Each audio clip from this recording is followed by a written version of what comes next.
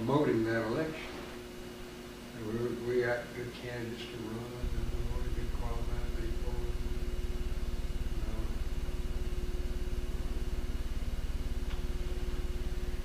And we had a committee that was working, and I got free radio time for anybody that ran, so they could all get some exposure. And but the funny thing was, about 10 days before the election, in the meantime, Sidney Smyer and his group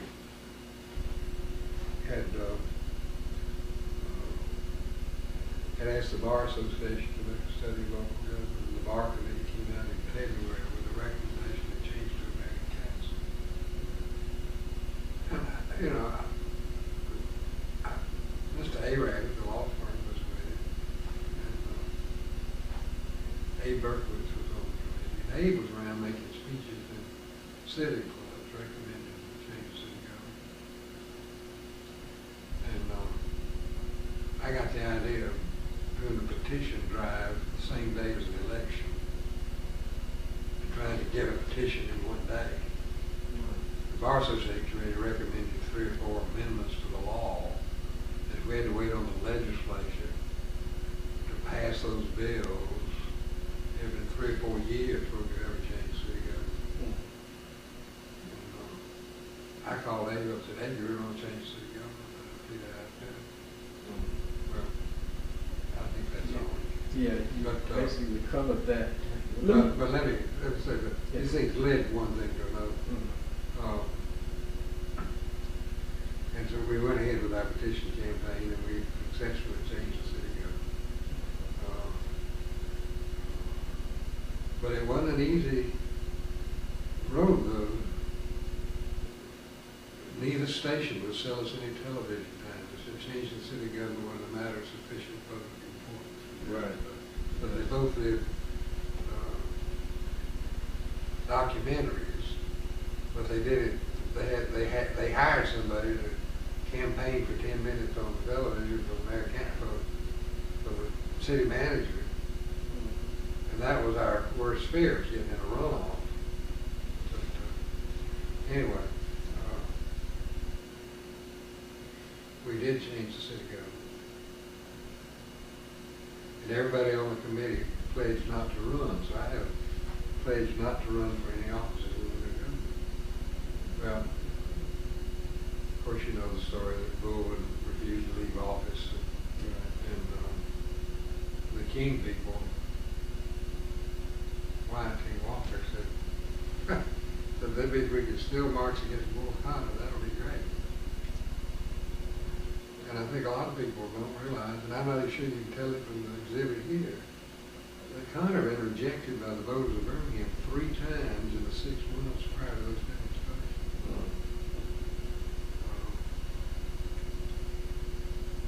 A young student at Yale, one of the CPAs there, he was trying to write a paper on it. He went out to Bull Connor's house.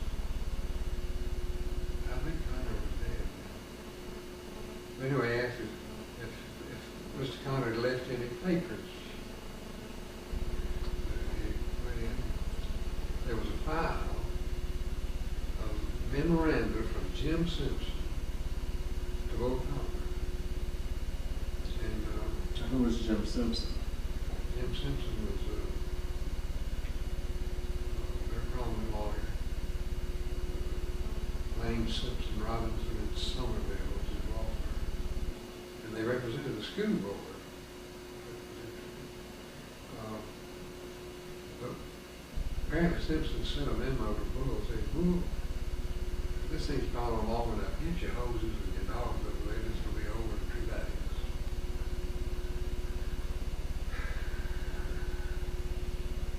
And of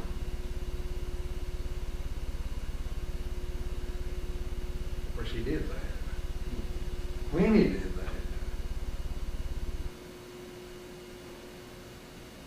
he caused real fear in the business community that somebody was going to get killed or seriously injured.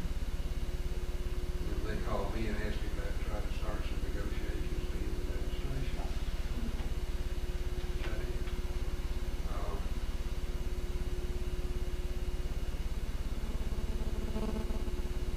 But that was just happenstance, you know. But I was in a big corporate law firm, the business community trusted me.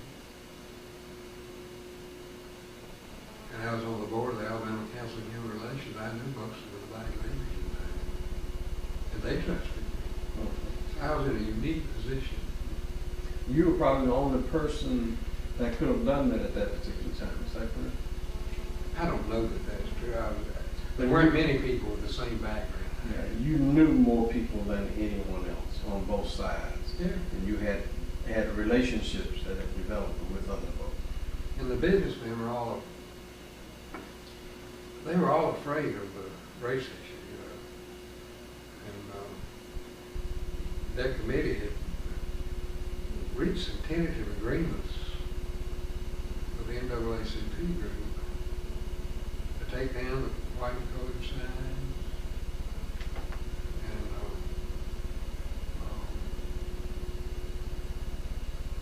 the city commission heard about it, and they sent word that if Mr. Fazette took down the sign, they were going to arrest Mr. Fazette and have his picture taken on the front page of the newspaper between the bars and the jail.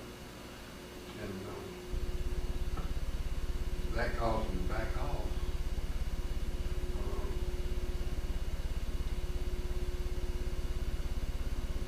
But now we've got the new city government, we've got the mayor council government is suing the commission government to get a decision as to which is the government of the city. And when we started the negotiations, I called out the shore and said, you get a black committee, I get a white committee. We started meeting that night. But we had to persuade the black community that we couldn't speak for the city government. We were a private group of businessmen. And so we put together the agreement to take down the signs, have a program for desegregating lunch counters, so we did it over a period of time.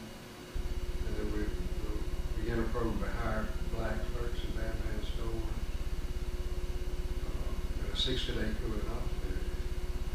Well, during that 60 days, the Alabama Supreme Court decided that Bowell was the mayor running, not Haynes. And the board of people put their personal possessions in boxes and left City Hall. But we still had an agreement that violated the ordinances of the city. And we had a police department where Bull had hired everybody to make us sort of afraid of that. But the city council repealed all the segregation laws in the city of Birmingham. At one time. In one city. Never got credit for it. The only city in America that did that.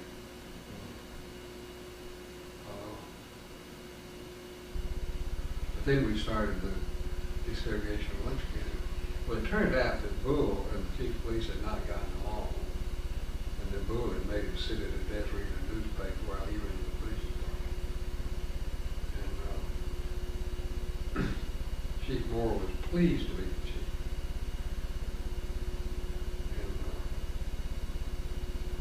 Every day I had a special office in the Empire Building, and Abraham was Brother Calvin. It all been every morning. And we would decide what we would desegregate that day. And he would give me descriptions of what the integrators would be wearing. I'd call the chief of police and tell him, and the chief would put plainclothes detectives in the store to protect the integrators. And the third day, I got a call from Eastwood Mall.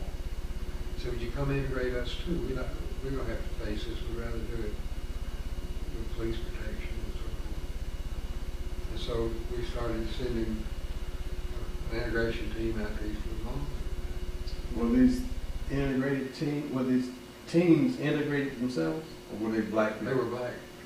So you really didn't have to have any certain clothes on, you just knew Well- any black person in there would probably be. Well, we had a problem. The first day, some of the Negro women appeared in cocktail dresses, Mm. which was a statement of how important it was, what they were doing, you know. But you have to wear the Sunday clothes, but there's no overdo it. Then West End, the mall in West End, what was that? West End? Well, it was on the, just past Fair Park. 5 Points West, they call it. Oh, 5 Points, yes. Okay. They call it, would we integrate them too? Mm. So we started sending teams to Eastern Mall, downtown, and 5 Points West. Were there any difficulties in doing this? This is what year? This is 65, 64? 64. June of 64. And that Or worked. July of 64. Wallace stood at the schoolhouse door in June.